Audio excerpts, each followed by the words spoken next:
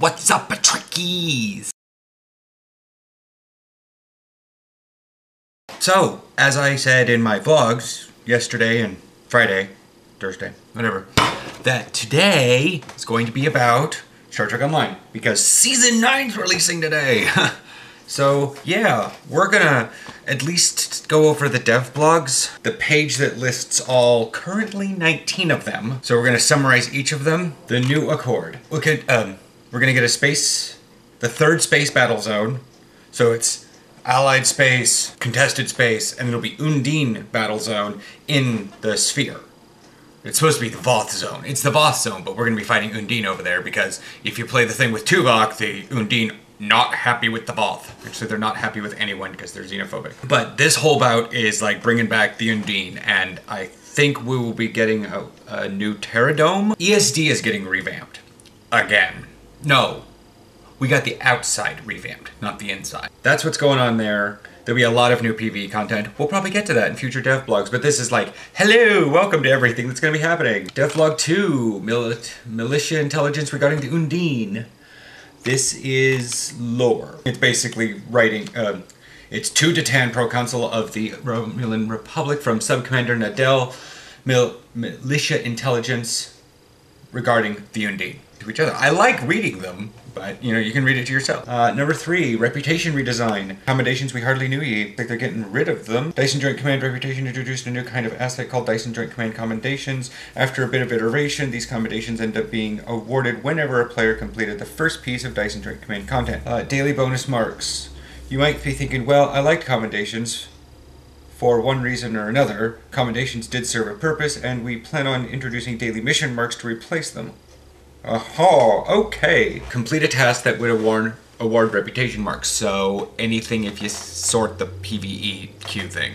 Earn daily bonus marks and the normal mark rewards for that task. It's that simple. You can only earn daily bonus marks for each reputation once per day. At the time of writing this, the amount of bonus marks awarded is 1 daily, 1 hourly reputation XP project, plus 10 marks, for example.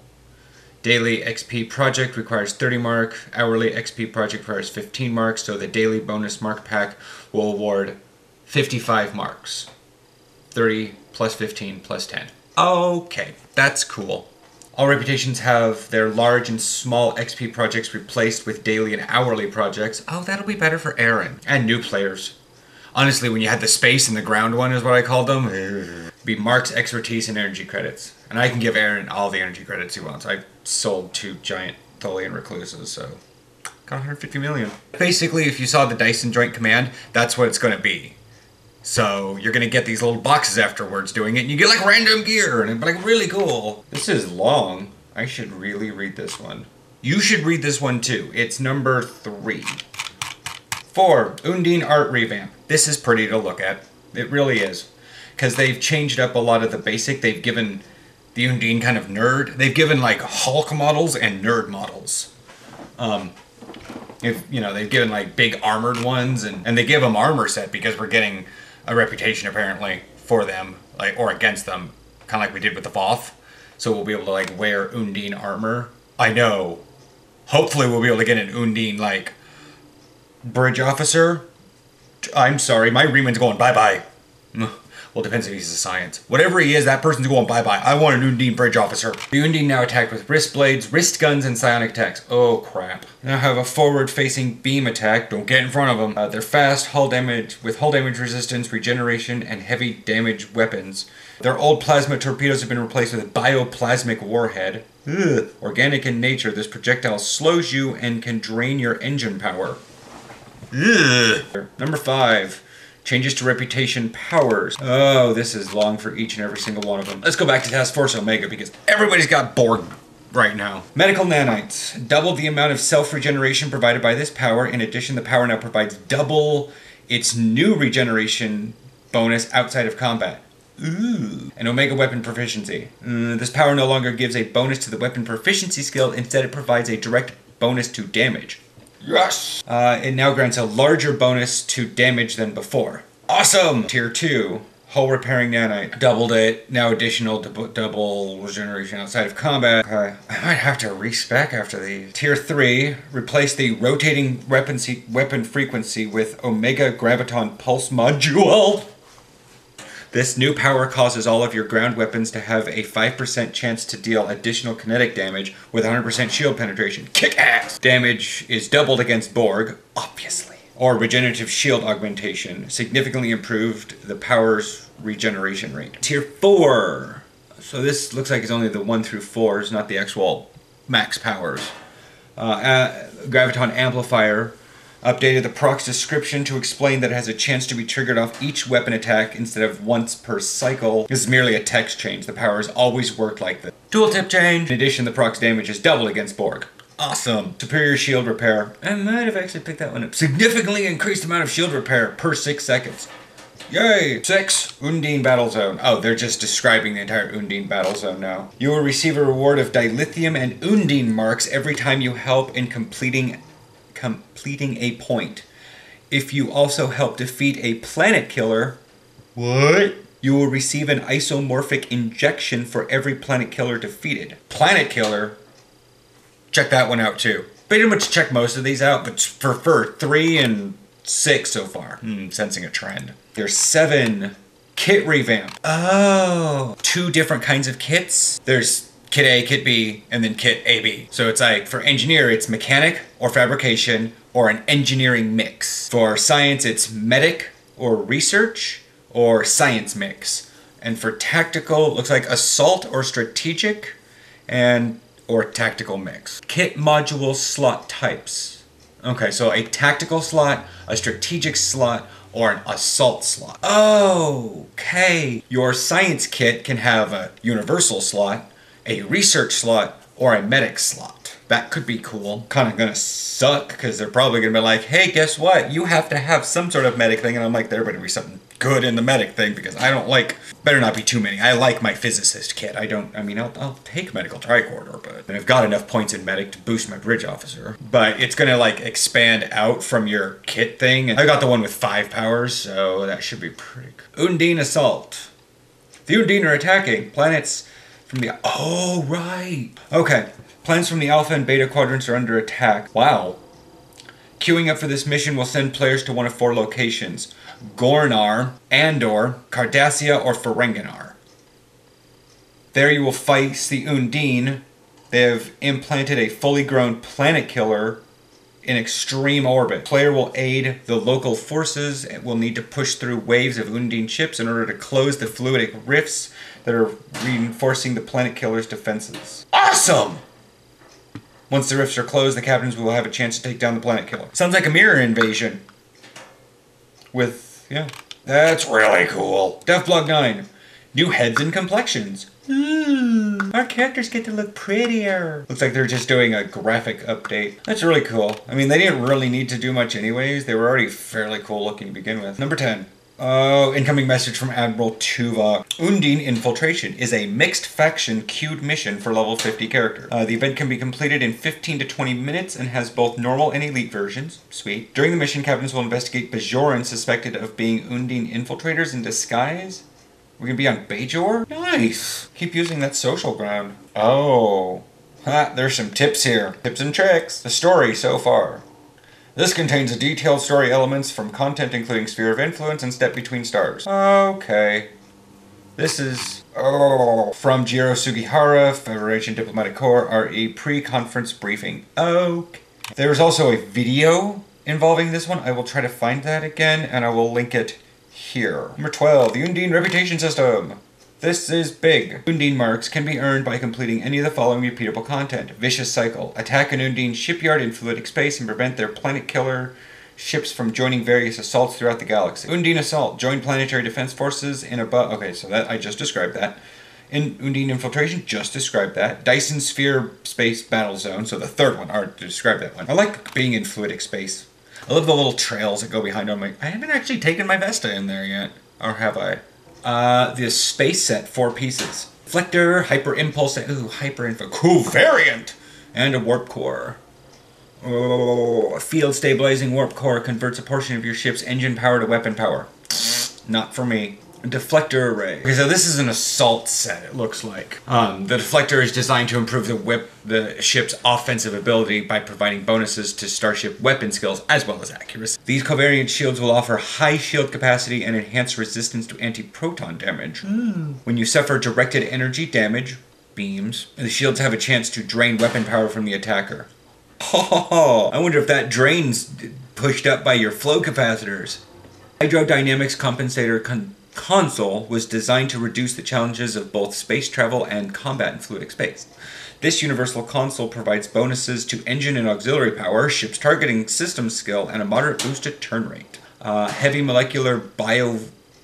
biomolecular phaser turret Mark 12. Fires less frequency than a standard turret, but deals substantially more damage per hit. Has a chance to apply biomolecular incubation. Also available in Disruptor Energy. Enhanced biomolecular photon torpedo launcher. These enhanced torpedoes have vastly increased chances of applying biomolecular incubation. Exo armor. That does look pretty. Counter command personal shields. Biomolecular, I said it. Phaser projector beam fires a constant stream of unstable energy at the target. After a brief time, these unstable particles will cause a powerful explosion in the target and nearby enemies. The biomolecular's rifle primary fire mode can expose on the target, and the weapon's secondary can exploit. Sweet! Also available in Disruptor Energy. That'll be my secondary weapon, because I like to keep my 3-piece on for my makeup. So, yeah. Wow. Depends on how it looks. 3 unique kit modules also be included in the reputation. Each is restricted to a single profession. In addition to the functionality of a standard sonic pulse, nanosonic pulse for science, this improved module can also deal radiation damage to foes caught in the blast. The pulse can also be calibrated to be more effective when used versus Undine ground soldiers.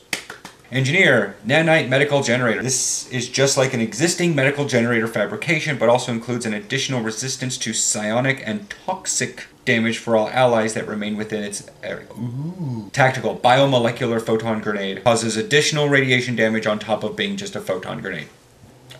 Reputation traits. Here we go. Mental conditioning. Tier 1, ground.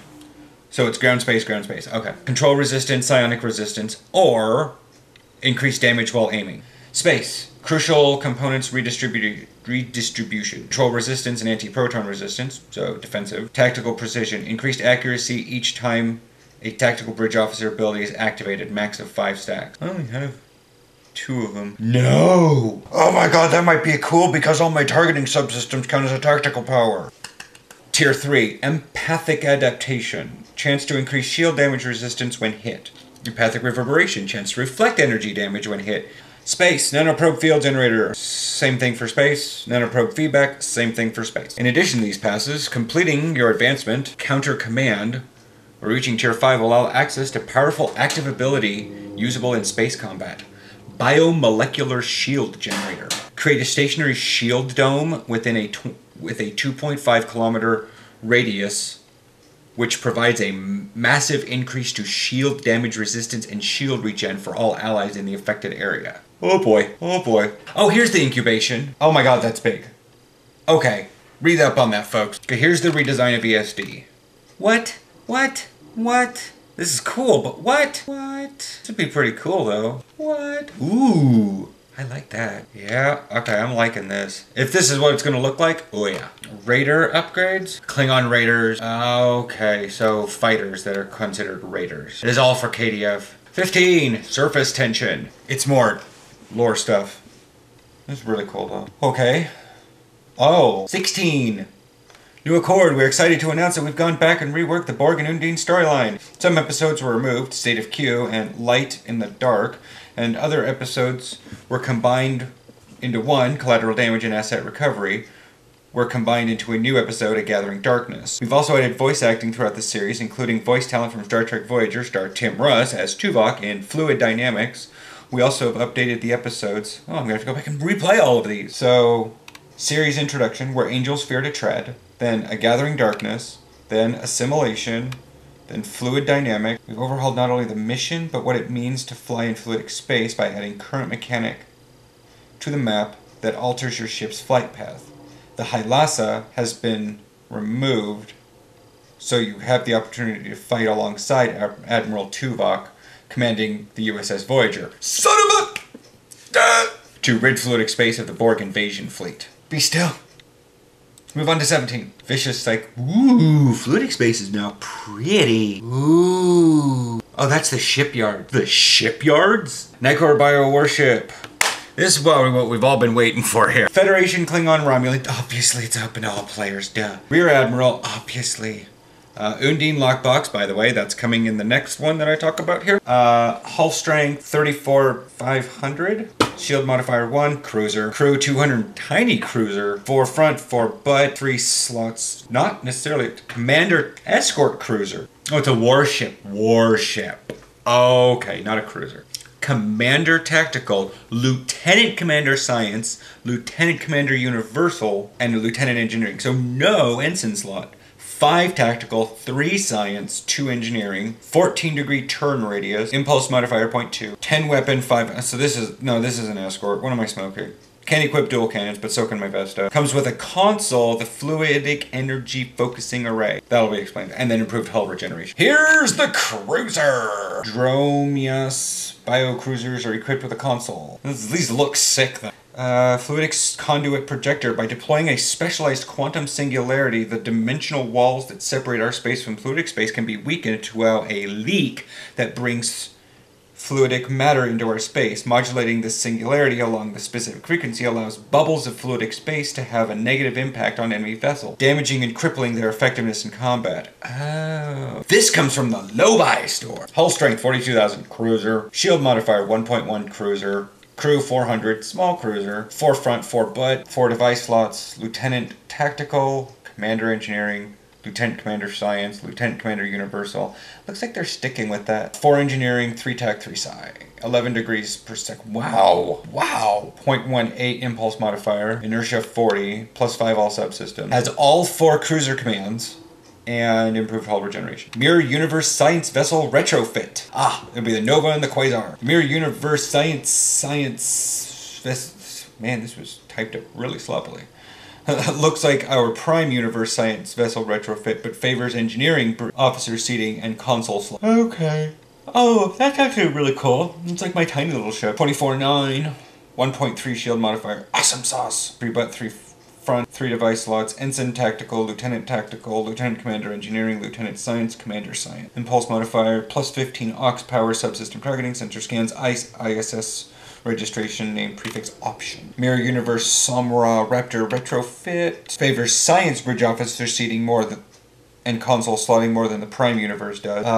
Mirror Universe Mogai favors Science than regular. Above stats subject to change. And 19, the Lockbox. Bio Warship, Fluidic Energy Focusing Array. There's that, the Fluidic Conduit Projector, Fluidic Space Decoupler. Both the Fluidic Space Projector and the Fluidic Energy Focusing Array consoles will grant the Undine vessels an ability to negate the weapon power drain associated with firing a focused fluidic beam. Federation captains, bam!